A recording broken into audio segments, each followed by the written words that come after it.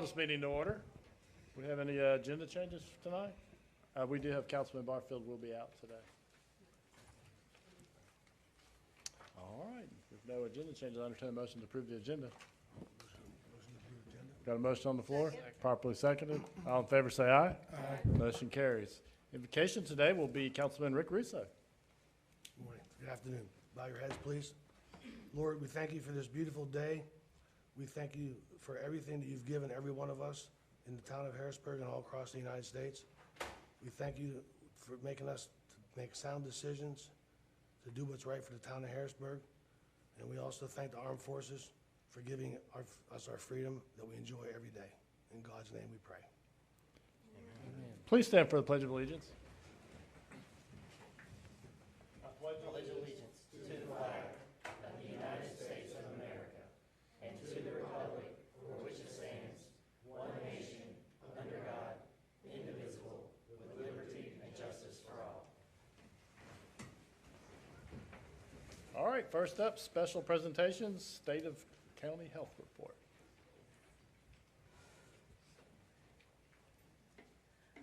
Good evening. My name is Marcella Beam, and I am the Executive Director of Healthy Cabarrus. If you'll remember, I came last year and was able to present the 2017 State of the County Health Report, so I am doing my rounds again to the local elected officials and just making sure you all are aware of any progress made on the identified priority needs here in Cabarrus County. So I believe Mr. Brigman passed out a copy of the State of the County Health Report. That is for you to keep. What I'm going to do is just touch on some of the pages just to give you a broad overview, and then if you have any questions for me, I'm happy to answer them tonight, or you can always send them to me and contact me as well. So the first page, similar to last year, gives you kind of an overview of the community needs assessment process. We are preparing to start the next community needs assessment cycle, which will start September of 2019 and run through May of 2020. Where we'll be identifying 3 new priority needs. Now, some of them can roll over if they're identified again as a priority issue, but they could be 3 completely different concerns that community members may have. The bottom portion gives you kind of an overview geographically of Cabarrus County, where we're located, its overall size, and then the municipalities that are represented. If you'll turn to page 2, so pages 2 through 5 give you an update specifically on the top 3 priority issues in Cabarrus County that were identified in 2016, which were substance use, mental health, and childhood obesity and wellness. So this gives you updated data, which I'm going to touch on, as well as some initiatives and strategies that community organizations, community partners, and members have tried to implement within the last year that have kind of made some traction and some impact in these numbers. So the first data looks at substance use. When we originally set out to focus on substance use, we were looking at data that comes from SAMHSA, which is the Substance Abuse and Mental Health Administration at a national level, and they looked at illicit drug use in the past 30 days. Well, the issue has become over time, they've actually removed the question of illicit drug use because marijuana was previously included in that, and with states nationally legalizing in their state marijuana use, they weren't getting accurate data and information because people were saying, well, no, I don't use illicit drugs, but they're using marijuana. So they've removed that question, and now they have very specific questions around heroin, cocaine, methamphetamine, so they're asking more specific substances. So we had to change the data we were tracking a little. You'll see here, looking at 12 to 17-year-olds, the asterisks for heroin and cocaine, that actually means that the number was so low that the data is suppressed and they can't share that data with us. But you can see with marijuana between 2012 and 2014, and then 2014 and 2016, we did have a slight decline. Opiates has been a major topic and a major focus for many community partners and organizations here. So this gives you 2016 data for EMS-related calls for Narcan administration. Now that's the reversal drug for an opiate overdose. So you can see in 2016 we had 163, 2017 418, and then in 2018 it dropped to 236. I'll also point out that in 2017 we had 27 opiate-related deaths in the county, and in 2018 that did drop to 10. I did get updated information recently from EMS. We've kind of stayed stable about 20 overdoses per month in the county. And this past month in June, we had about 34. So there was a slight uptick. We're going to continue to monitor that. And then if it continues to rise like it did a few years ago, if you remember, we had 1 month with 81. We'll obviously start to kind of look at it a bit differently and kind of implement something in a more immediate fashion. But right now we're trying to see, is it just a peak, or are we going to continue to see that number increase? Excuse me. The next section under substance use is going to give you updates on different interventions and strategies that have been going on through the county. Now, this could be anything implemented from law enforcement to EMS to the school system to us at Cabarrus Health Alliance. So it just kind of gives you the broad scope of all the partners who have been at the table and who are working on these strategies. One thing that I would like to highlight, the Cabarrus County Jail a couple of years ago started the Stepping Up initiative. So they now have a staff person, a Stepping Up coordinator within the jail who's been there a little over a year, who is screening individuals for substance use and mental health when they're booked into the hospital, or sorry, the jail, not the hospital. So they screen them and then they work with them on a transition plan. And recently that's been expanded to have 2 case managers external to the jail. So when individuals are released, they can follow up with them, and they're housed at Daymark. They're staffed through Daymark Recovery Services, but they follow them to make sure, have they made their treatment appointments? Do they need housing assistance? Do they need connections to work? Those kinds of things to make sure that they do stay out of the jail and also stay on pace with their treatment plan. The next section is going to be mental health. So this is looking at ED-related admissions to Carolina's healthcare system Northeast. You'll see here as well from 2015 to 2018, we have seen slow uptick, from 2015 to 2017. And then in 2018, we did have a decrease across psychiatric-related ED admissions. The only area that we did have a little bit of an increase was geriatric psychiatric patients, and that because Northeast specializes in geriatric psychiatry. God, I cannot talk tonight, and I talk too fast already.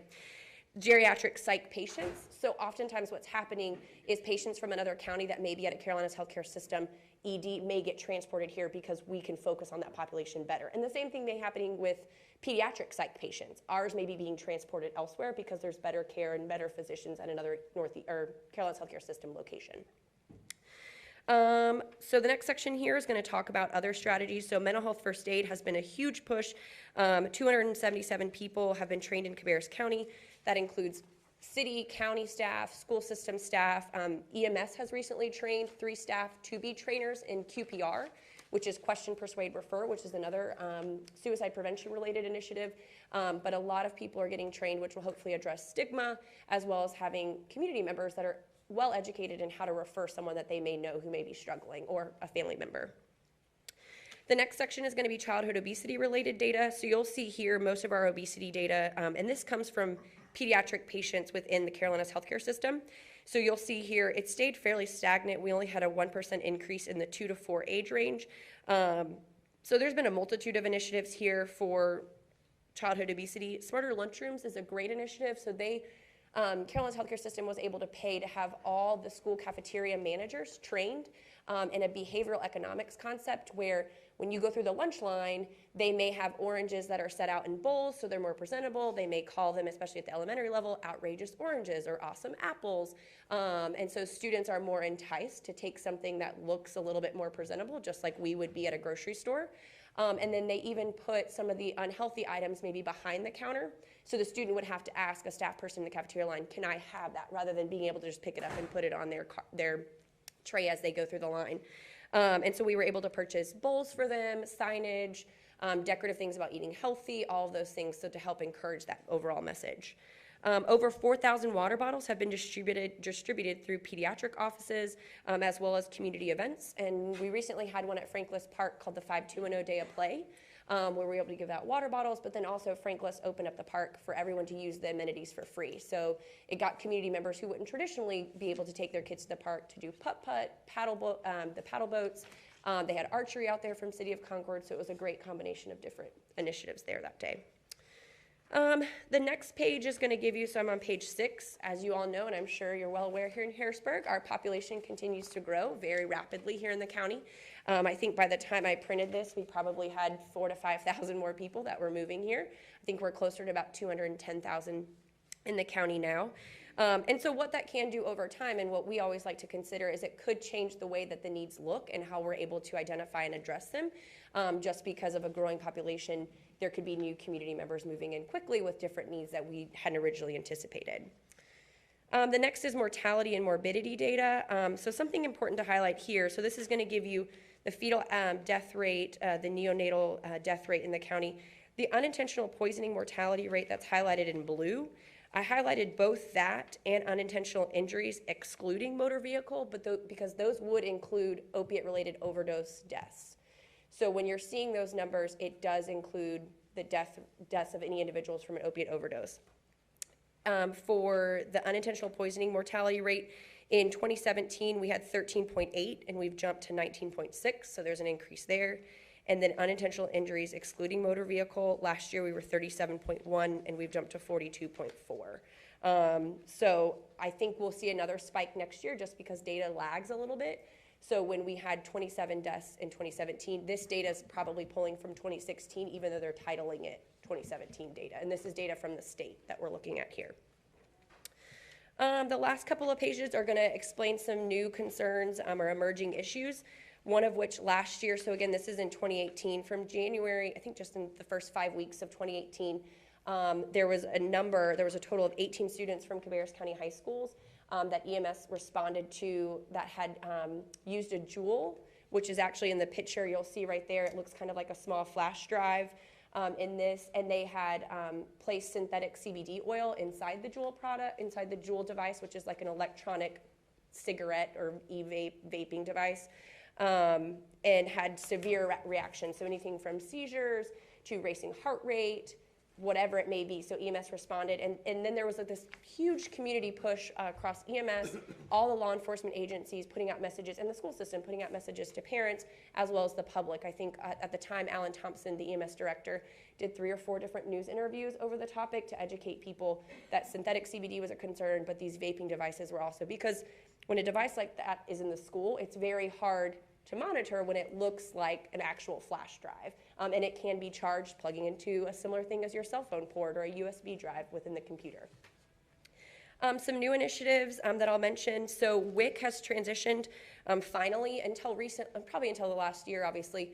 It used to be paper vouchers. So a WIC participant here in Harrisburg that could receive WIC vouchers had to go all the way to the Kannapolis location several times a month to get their WIC voucher. So they would, on average, get about $70 a month per child in their home that's eligible, or if they're a pregnant mom and they're eligible. So that can be quite a commute, especially if they're trying to rely on some level of whether it's Uber or a family member to drive them up there because of public transportation being an issue.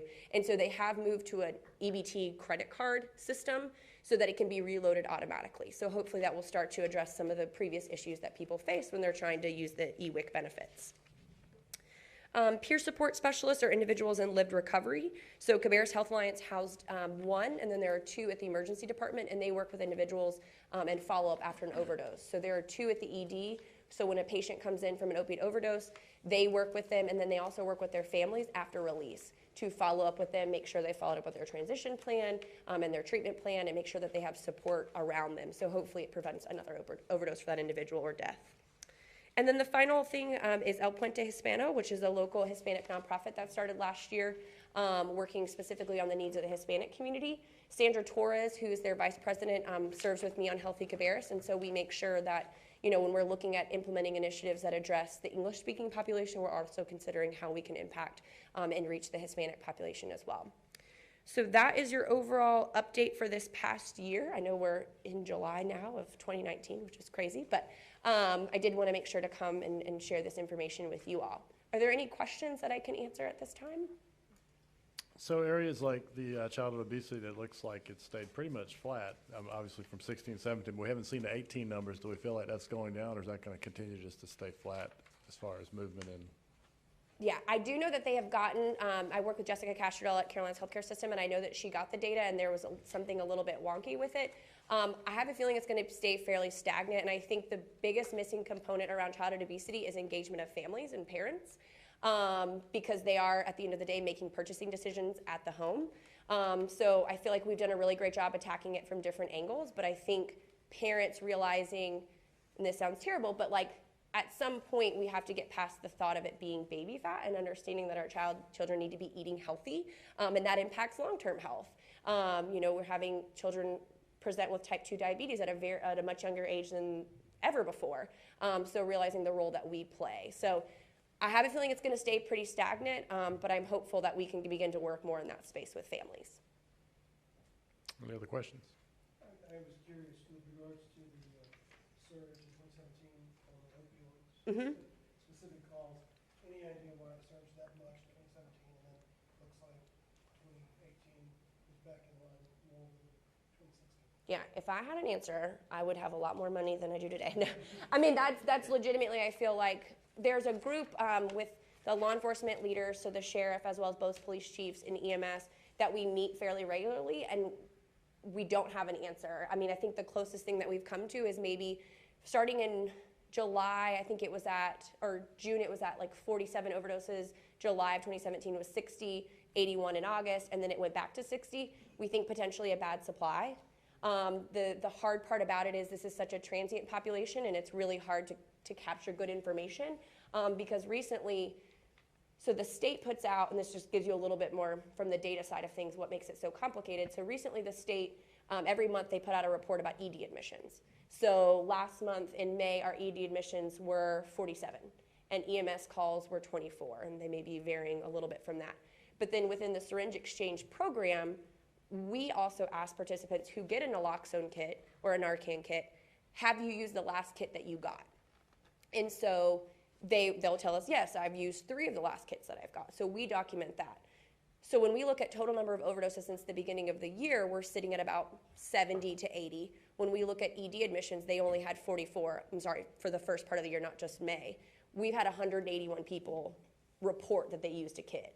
So there's a much bigger need. While we're saving lives and we have access to that type of resource that can save someone's life and give them an opportunity to get in recovery and give them the support they need, it's not helping us communicate the true magnitude of the issue. So when we have these spikes like this month, we try and ask participants in the program, you know, is there someone new selling, like what's happening? But it's just varying information, and a lot of times it's hypothesis that we have.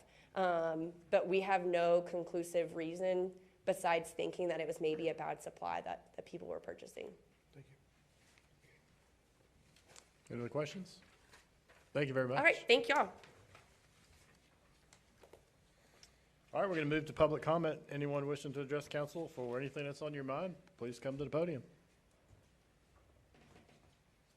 And seeing none, we'll continue down the path. The consent agenda up next.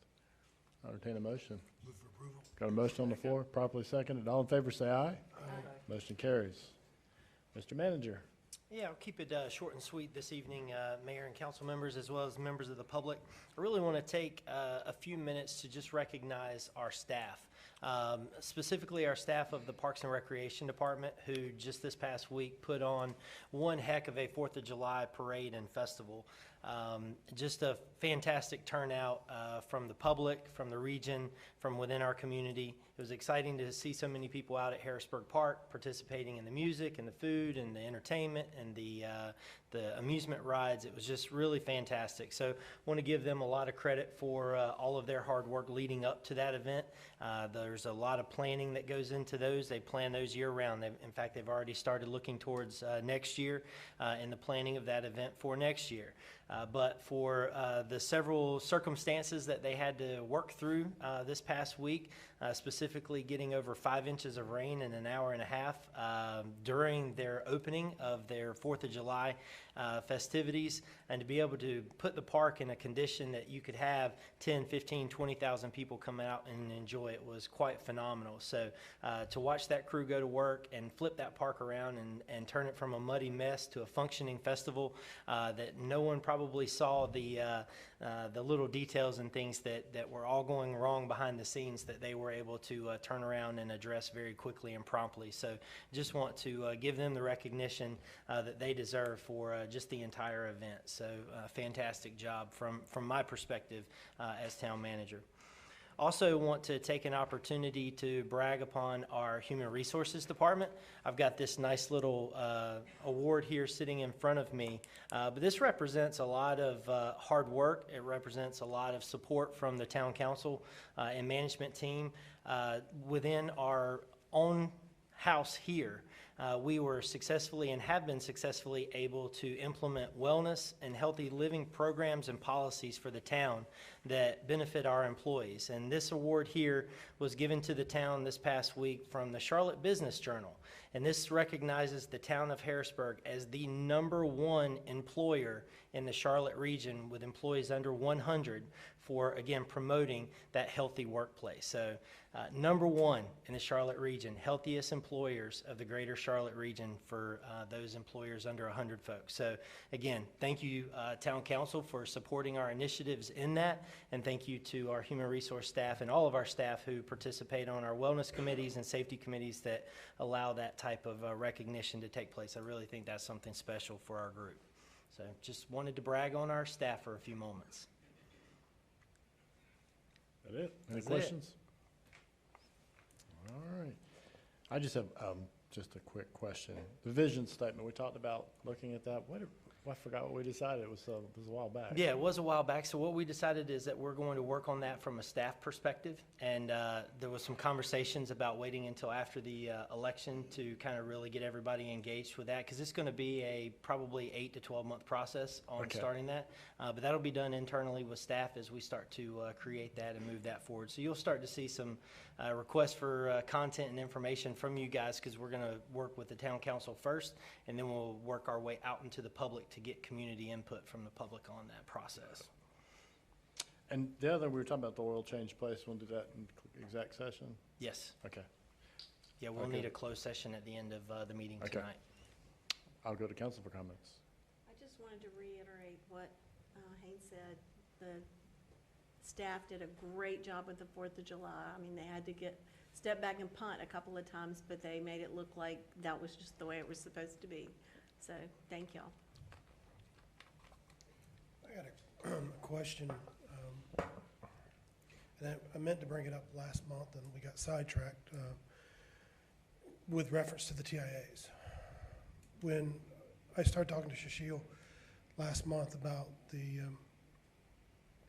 Camellia Gardens property, I had asked to see the MOU, and because I couldn't find it on the website, and he explained to me that, well, that's not on the website, and then dug a little deeper, and I was like, okay, so who was all in attendance? Well, there really wasn't any meeting notes, and then I said, okay, so who signed off? And then I found out that Rob, the town engineer, would have been the sign-off, but there was no one in planning and zoning that signed off on it. And my question is there capacity to get sign-off from planning and zoning and the partners and have some notes on those meetings, who was in attendance and what was discussed? I believe, if I'm not mistaken, so don't take everything here, I think the first TIA was done in May of 2018. Is that accurate? Is anybody? Yeah, I believe it was May 2018. So that was under our previous planning staff that's no longer here. And so those folks would have been the ones that would have initiated that MOU with the engineer to go through that TIA process. So I can't speak to that, but I will definitely look into it if there's a specific question or issue that we need to look into. Well, I was just saying that Just a going process- forward, there's process. a record of what was discussed. I'm not saying that any one developer or any entity would come back to us and say, no, we said this, and then it gets into a he said, she said, but there is no record of who was in attendance, what was being discussed. We all agreed on this, or we didn't agree on this, what was in scope, what was not in scope. And at the same time, I know personally, if I put my signature on something, I'm going to be more vested in what gets produced and what comes out. I'm going to come back and double check what I'm signing off on. Yeah, so you're referring to the conditions that come out of the TIA? Well, that, and then the study, just, because what I understood when the traffic impact analysis was that the only one that signs off is the town engineer, correct? So ultimately, in the end, but it's there are several people involved in that process. Our planning director will be involved, planning staff, NCDOT would also be involved in that, and they all sit around the table, look at the data that comes back from the TIA, and they all determine what the conditions that we applied to that particular project. So there's multiple people at the table discussing what those But there's improvements only are. one signature. Correct. Yep, and that's the way you would want it. That's the purpose of the town engineer, is to sign off on those improvements. So, and I'm just gonna, I think I know why this happened, but we did the study during a holiday weekend, and we know that was part of our opportunity. Who allowed that to happen? And I know we had one person sign off, but somebody other than that engineer said, yeah, do it across the holiday. I believe that person's no longer with us, if I'm not mistaken. That's correct, yeah, our planning So staff. how do we prevent that situation from occurring? Because if if the engineer said, I'm sorry, sure?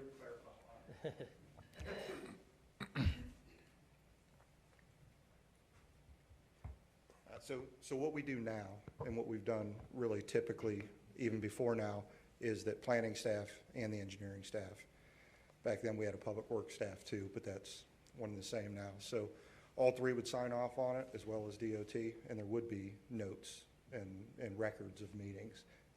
I think that was just a time when the town was in flux, so some of those people aren't here anymore. It was done via email. You know, those minutes were never compiled. But right now, when we have a meeting and we go over the boundaries for a TIA, things like that, we're keeping minutes of those meetings. Everything's documented, and you have to have sign-off from the town planning, engineering, and DOT.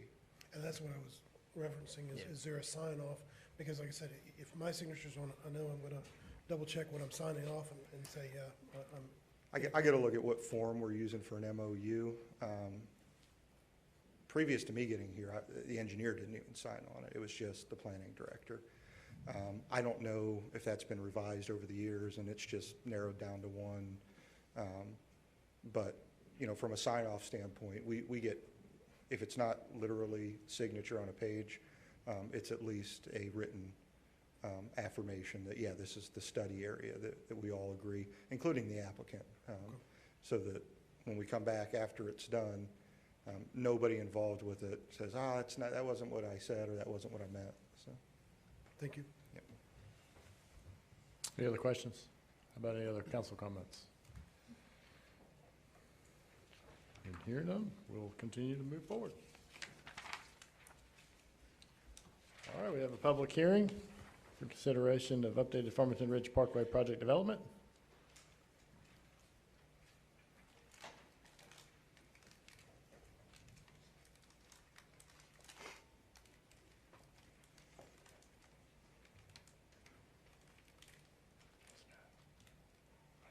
Hey, thank you. I know we've talked about this a lot, and I wanted to go through a couple of things of where we are today. So last month, if everyone remembers, that we opened the public hearing. We allowed anyone that was here for the public hearing to speak. Then we recessed it until this month to provide a presentation for the changes for your consideration, and we wanted to give the public an additional opportunity to comment based on that discussion. That was supposed to include the public hearing being re-advertised this month, as well as the details to be discussed on the town's website, and then also give council the opportunity to review the revised agreement and plan. That was all contingent on Cabarrus County actually approving their agreement in June. Unfortunately, that agreement has still not been approved. So I did want to ask our town attorney. He has firsthand knowledge of where the county is in that process, so if you wouldn't mind.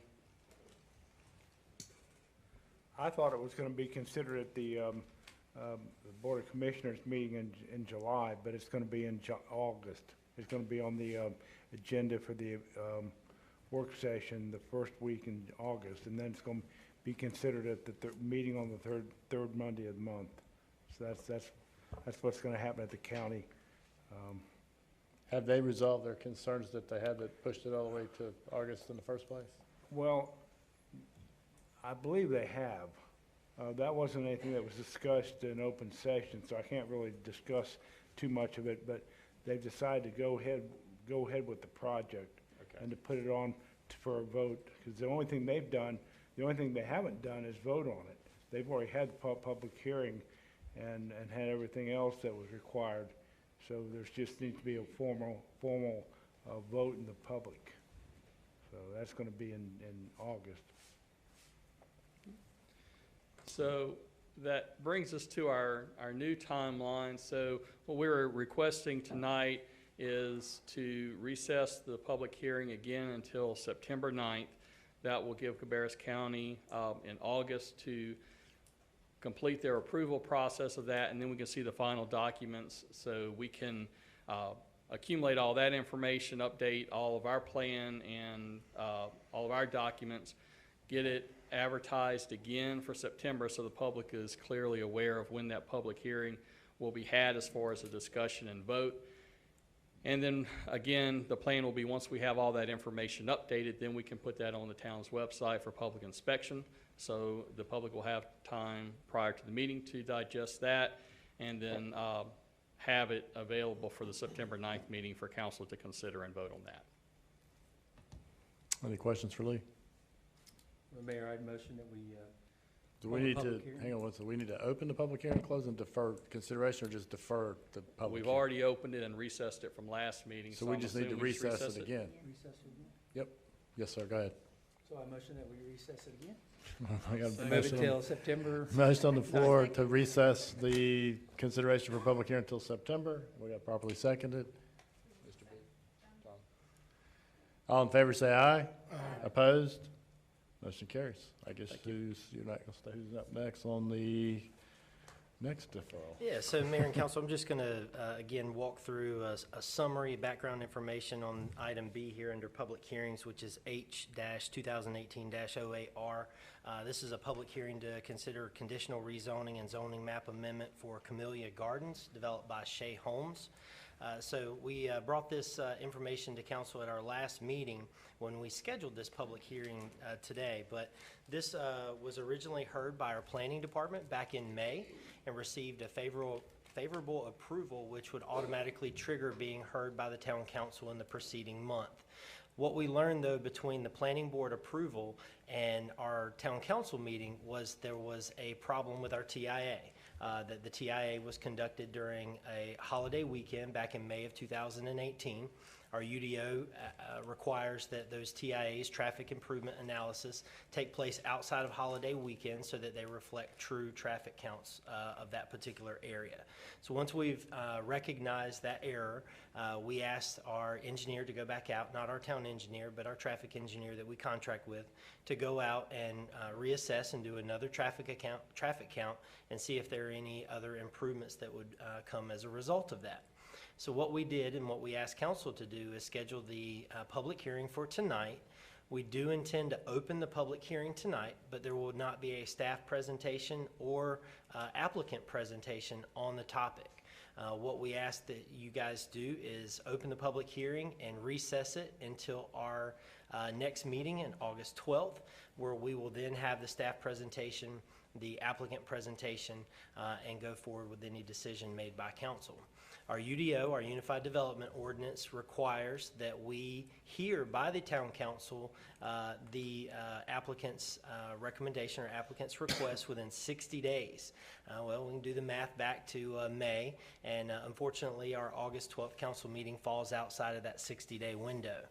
So due to scheduling conflicts on the developer side and our staff side, the July meeting here was not a favorable meeting for them to move forward with, but at the same time, we also wanted to go back and reconsider those traffic counts. So it's gone back before our planning board, so they actually heard it at their last meeting, so we will be able to move forward with a full and complete TIA and application once it goes forward to council August 12th. So by staff and applicant recommendation, we're asking that you open the public hearing tonight.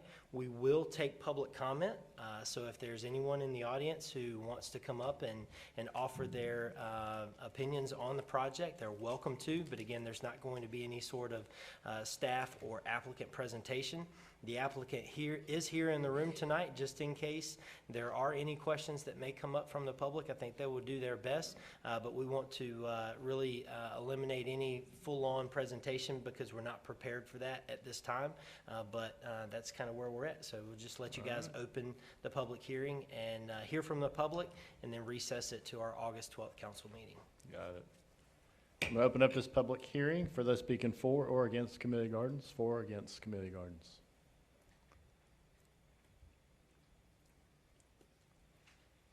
Give your name and address for the record, please. Rodney Dellinger, 3713 Ayrshire Court, Harrisburg. Remind me again, please, Haynes, when was the traffic study redone due to the error? Engineer, can you comment on the exact date? I can get that information for you, Rodney. Well, It was the Tuesday after, following week after the holiday. After Memorial Day weekend? Yeah, it was, so Memorial Day went, and then we had a weekend. Can't do it on a Gotcha. Monday, so it was that following Tuesday. Gotcha.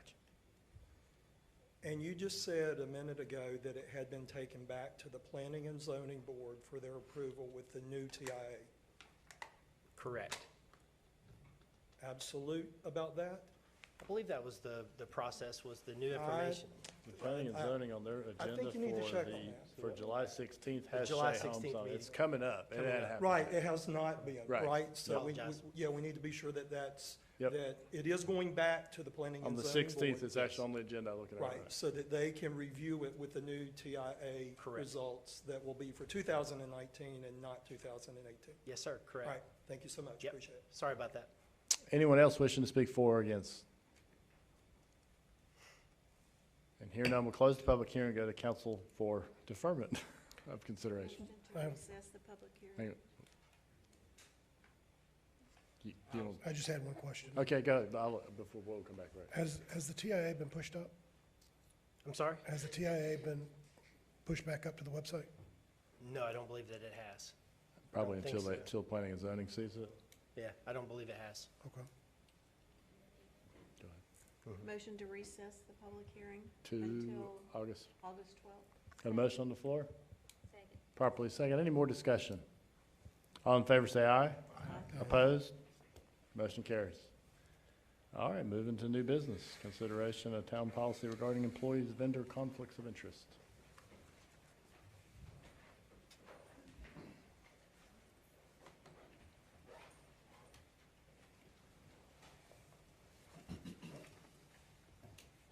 Good evening. The first item of new business that I have for you tonight is the vendor conflict of interest policy, and this is an amendment to our existing purchasing policy. To give you a little history on where this policy comes from, it's an existing goal of the Finance Department to remove any conflict of interest, any appearance of conflict of interest that we may have, and to increase overall transparency. This policy, in conjunction with the directive given by you all recently, moved it up on our priority list to have a policy to present to you early on in the year. So that's what we have here tonight. In conjunction with that as well, we also brought the policy to the purchasing committee, and they helped to develop this policy and kind of iron out some of the details of it and run through some scenarios that we may not have thought of when writing it. So it was really beneficial to get it to that purchasing committee. The objective of the policy is to show transparency in our financial transactions. We as a finance department and as a town have the responsibility to illustrate to the public that tax dollars are spent in a conscientious and transparent way. We do that by illustrating that no town employee or board advisory members should have a perceived financial benefit that results from doing business with the town. And this policy is aimed at removing that perception of a conflict of interest.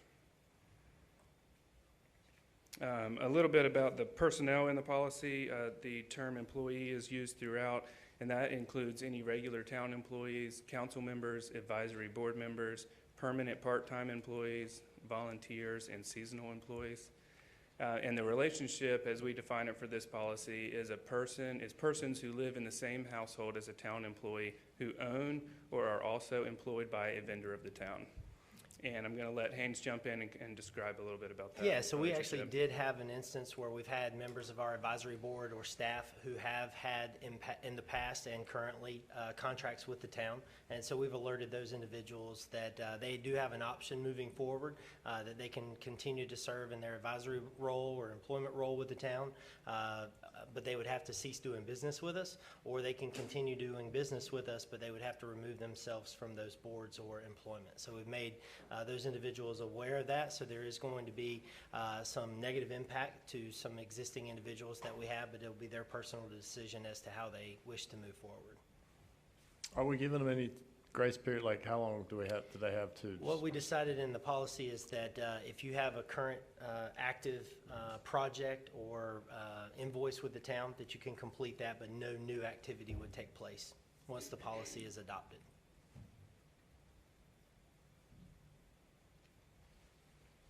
Okay, so some more details about the policy. Stated in the policy is that the town shall not do business with a vendor who is fully or partially owned by or who employs an employee or an employee's household member at the discretion of the finance department. Employees and vendors will attest to and sign off on a form annually that discloses any known relationships they have with the vendors and any potential conflicts of interest. And the finance department will make a determination on a case-by-case basis when notified by either party of that relationship. And one of the keys here that we want to stress to both our vendors and our employees is that the identification of this relationship does not mean that the vendor is automatically disallowed by the town. It just gives us a chance to know about the relationship and make a determination based off all the facts of the situation. So a couple examples I have up here tonight are Bank of America. They're our purchasing card vendor, and if someone's spouse works for Bank of America, an employee's spouse works for Bank of America as a teller or as a manager on their treasury side or something like that, that's not something that that we see as giving them a perceived benefit for that relationship. If that spouse is over their purchasing card division, then that's something that we're obviously going to look at. Same with WASAC. We have employees whose spouses work for WASAC in their, it's like a utility employee. So that's not somebody who's benefiting from our relationship or has any input into the decisions or the contracts or anything. So we're going to take all of the information that we get from both vendors and employees and make those determinations on a case-by-case basis, and we'll have everything documented about why we made our decision so that we can keep that consistent throughout. And so I will welcome any questions that you have about the policy. Is there a process in which someone could appeal to that policy, or it is as it is? Yeah, so like with all of our policies, there's an opportunity to appeal to me, the town manager. If they don't like my decision, they would appeal you to the town council. So yeah, appeal process would be available. Thank you. I think you guys spoke about actually creating a vendor list and the parameters around that. Is that still underway? Yes, so Yes, it you is. want to expand upon what you've done with that? Yeah, so we've created a vendor list and brought it to our purchasing committee, and we're actively paring that list down to a single supplier, if possible, or a single service provider. And those vendors and all the employees will have to attest to those relationships, and then we'll take those selected vendors through that process. So, and I don't know if this would happen, but if, say, somebody on one of those boards wasn't going to be on the selected vendor list, would he know that before stepping down? And I don't know if that's going to be the case or not, but it could be. So if his company doesn't get selected for the preferred vendor list, will he know that before he has to step down? Yeah, so what I would communicate to anyone in that situation is if there's no active relationship with the town at this moment to continue to serve in your role, if there's a future opportunity for business to be done, then that's when we would make that And your determination vendor list at would that kind time. of force Yeah, that and on. I communicated that to a particular advisory board member. They just immediately wanted to resign. I said, well, no, just stay on board until you have an active relationship from a contractual standpoint with the town. Okay. Are you seeking approval from us on this, or is this? Okay. Yes. Yes, we are. So I'll entertain a motion. Move for approval. Got a motion on the floor, properly seconded. Any more discussion? All in favor say aye. Aye. Opposed? Motion carries. Thank you. Thank you. Harrisburg Park renovation time. Not yet. So we're getting there, but before we do, we got a quick contract amendment request. Not to be confused with a budget amendment, because the good news is we still have the funds within the adopted project ordinance. One of these are just, one of the two specific scopes are really centered around the TIA, which was a study we had done toward the completion of the construction documents and design services that we did. We didn't originally know those fund amounts in the beginning, obviously because we hadn't done the TIA. We've completed that portion.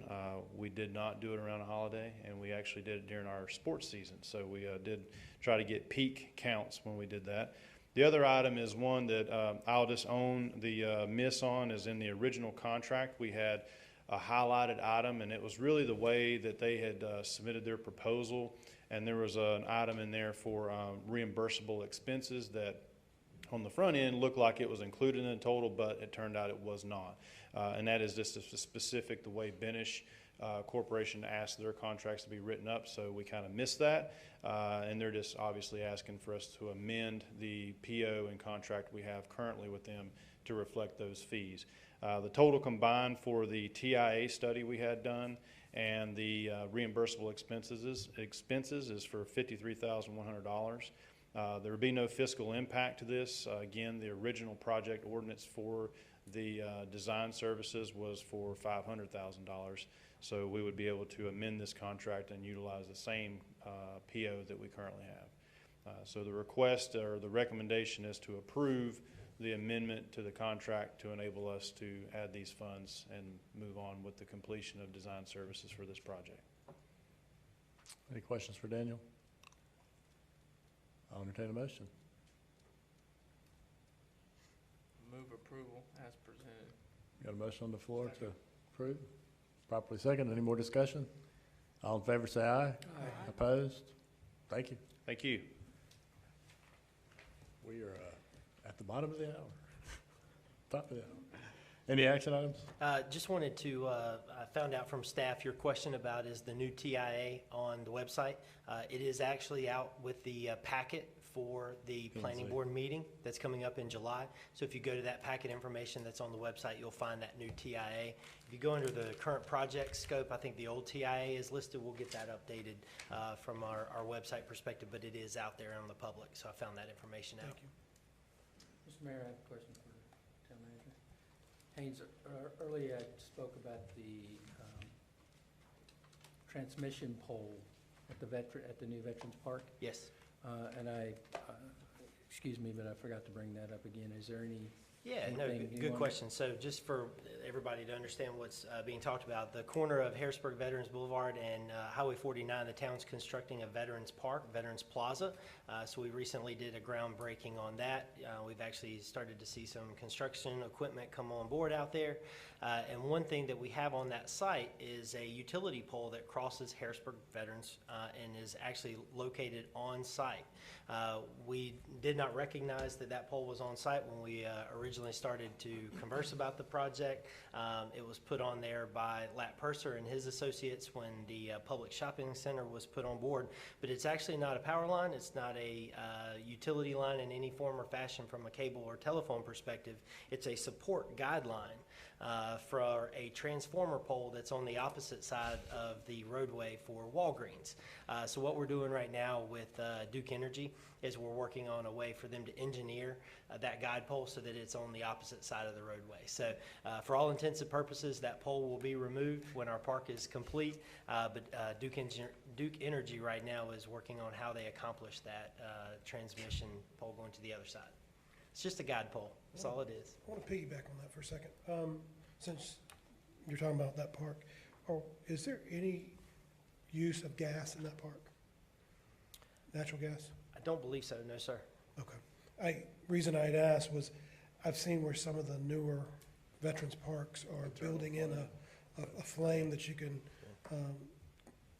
take care of flags and stuff like that. And if we had gas, I wasn't sure. Yep, I don't believe so. Is there any other questions? I'll entertain a motion to go into closed session. Motion to go to closed session. Got a motion on the floor? Second. Properly second. All in favor, say aye. Aye. We're heading into closed session. We will be back out and conclude today.